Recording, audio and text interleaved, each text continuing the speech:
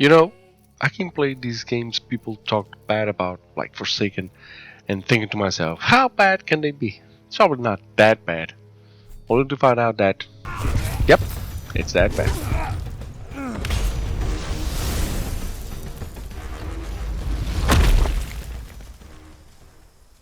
So here's another example, Blades of Fire. Hello everyone and welcome back to the channel. I'm G, and this time I'm going to do another short video about this game that I was really interested to play, only to find out it kind of failed, well if not all, most of my expectations. So let's get into it. The presentation is solid with the game graphics having a lot of detail. However, there's no ambient light, no fog or dust effects. It's almost like it's a 2 generations ago kind of game, back in the PS3 era.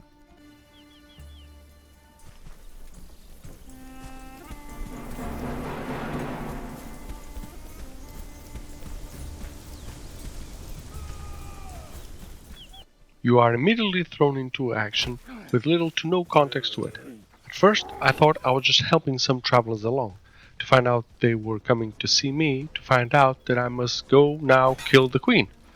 And this happens all pretty much in the same scene right at the beginning of the game.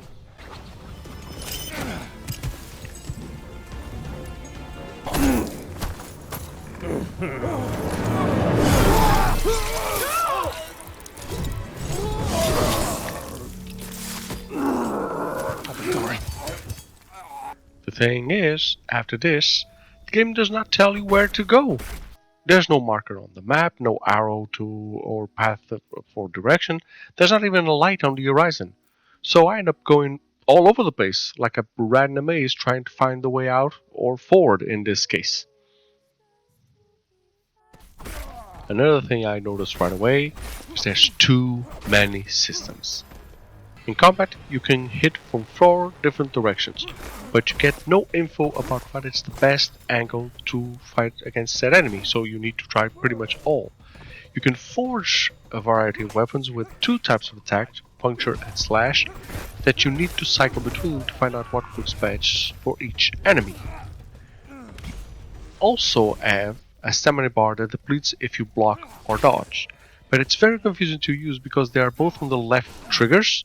So I end up doing one instead of the other because it's L1 and L2, and there's no way to change the key bindings, at least not in the version that I played. To make matters worse, you actually have Strife and Dodge, but to dodge you need to double tap the Strife, or the Strife trigger to do so, adding a level of complexity that's not optimal when you're, in the middle of an intense battle. Your weapons also have durability, meaning they can break, so you need to repair them, but you can only repair them a certain number of times depending on the minigames that you use while you forge them. If you cannot repair them, then you just have to make a new one. To top this all off, you sometimes have to deal with several enemies at the same time, which require multiple weapons, multiple modes of attacks, plus block, dodge, all that thing. So yeah, I died a lot.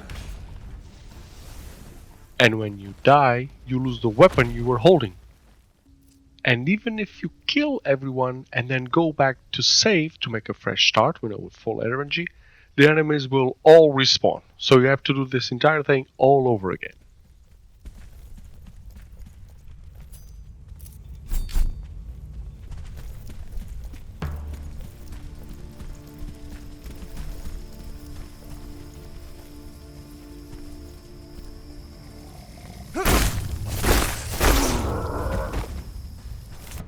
And then the forge is another thing. I thought the forge was going to be used for everything, not just weapons and armors, but also, to craft things necessary for the progression of the game, like a handle, maybe a special nail that you needed, a key, an amulet, that sort of thing. Turns out, you only use it to make weapons. Who are you?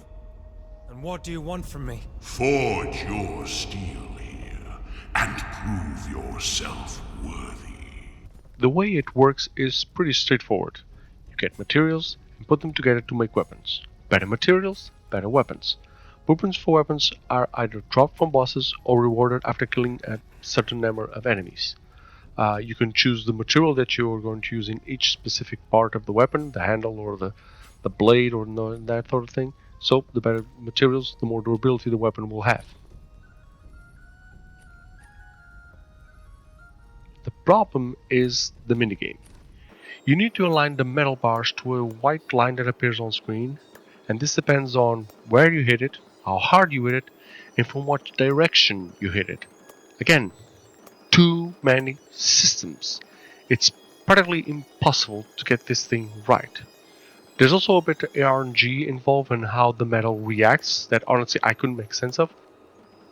And depending how you do in this minigame, you can end up with a weapon with 1 star or 4 stars, meaning you can repair it for 1 time or 4 times. And let me tell you, just to get 2 stars was hard enough.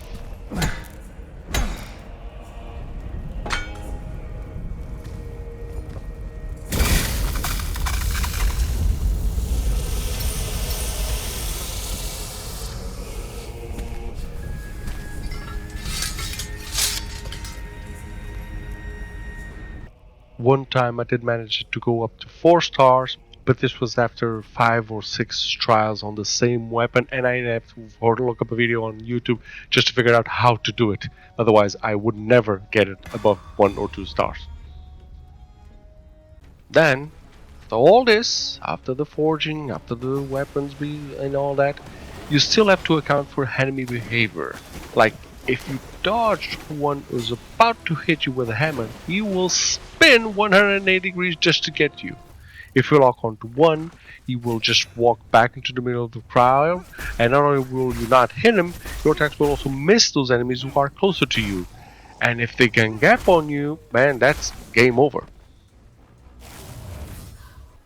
And since you lose your weapon and cannot save, or at least you're not encouraged to save, at one point I was left with just one weapon. So I just ran like hell until I found another anvil further ahead. You know, it turned out to be Blades of Fire, the running game. There's of course other stuff in the game that is okay, a menu that shows you info about the world, the enemies and the NPCs you encounter. You can also talk to your companion to have a bit more context to your adventure, or the items or the objectives that you're fighting for, but everything is overshadowed by just how bad this game is. When I'm near her. Well, if you don't mind, I'll be keeping my distance, that's for sure. Smart. So if she kills me, you can complete the mission in my stead. Mercurysteam proves yet again that it is only good at adapting existing IPs or franchises like the Metroid and Castlevania, you know, something with an adult supervision. When they're left to their own devices, they just cannot make it work. Maybe if they tweaked it a bit, some accessibility options to reduce or cope with the amount of systems, that will help the player a lot. Without that, there's just too many things going on at the same time to make this game fun. It's like you want to drive a sports car really fast, but you have to constantly look at the tire pressure, the oil pressure, the gas in the engine, the brake temperature, the weather condition, and on and on and on. Not to mention just looking at the road and steering. So, dealing with all that is not enjoyable. Action fans will be frustrated with the forge build mechanics. Builders will be frustrated with how complex the action is. And everyone will be frustrated because we just don't know where to go. So my advice, best avoid this one.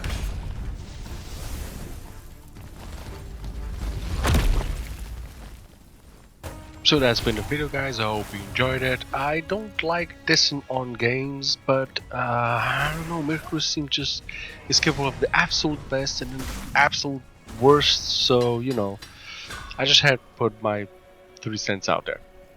Or 5 cents. Well, anyway, that's the video. Comment down below if you played the game, what you thought about it. Please consider liking and subscribing, and I'll see you in the next one. Until then, have a great game, guys.